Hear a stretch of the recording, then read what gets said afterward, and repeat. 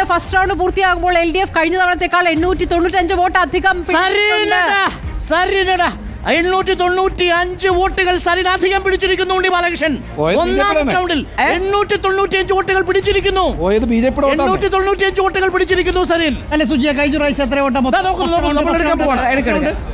ആദ്യത്തെ റൗണ്ട് പൂർത്തിയാകും. പാലക്കാട് കഴിഞ്ഞ 20 റൗണ്ടാണ് ഫസ്റ്റ്.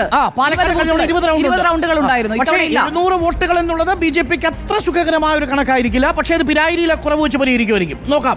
പക്ഷേ ഏറ്റവും നിർണായകമായത് ഞാൻ ആദ്യം പറഞ്ഞതിൽ ഉറച്ചു നിൽക്കുന്നു. സ്റ്റെതസ്കോപ്പ് ആണ് താമരയുടെ ഇത്തവണത്തെ ജീവൻ നിലനിർത്താൻ പോകുന്നത്. സ്റ്റെതസ്കോപ്പ് ഇത്തവണ വോട്ട് പിടിച്ചിരിക്കും. സ്റ്റെതസ്കോപ്പിന് സ്വന്തമായിട്ടൊക്കെ നിൽക്കാൻ അറിയാം. ഇപ്പോൾ സ്റ്റെതസ്കോപ്പ് വോട്ട് പിടിക്കുമെന്നാണ് പറഞ്ഞത്. ഒന്നിച്ചങ്ങ് വിഴുങ്ങാമെന്നുള്ള ആ ഒരു അമിത ആത്മവിശ്വാസം ഇത്തവണ പോകും. 895 വോട്ടുകളാണ് ഒന്നാമത്തെ റൗണ്ടിൽ LDF സരിൻ പിടിച്ചിരിക്കുന്നത്. അധികമായി പിടിച്ചിരിക്കുന്നത് കഴിഞ്ഞ തവണത്തെ അപേക്ഷിച്ച് 895 വോട്ട് മുനിസിപ്പാലിറ്റിയിൽ കൂട്ടിയിരിക്കുന്നു. ഏറ്റവും പ്രധാനപ്പെട്ടത് BJPയുടെ ശക്തി കേന്ദ്രമായ UDF-നും ആദ്യ ബൂത്തുകളല്ല. ആദ്യ ബൂത്തുകൾ UDF-നാണ് കൂടുതൽ.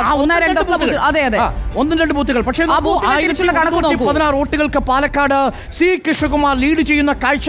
ഇഞ്ചോടിഞ്ച് പോരാട്ടത്തിന്റെ പ്രതീതിയാണ് ആദ്യഘട്ടത്തിൽ പുറത്തുവരുന്നത്.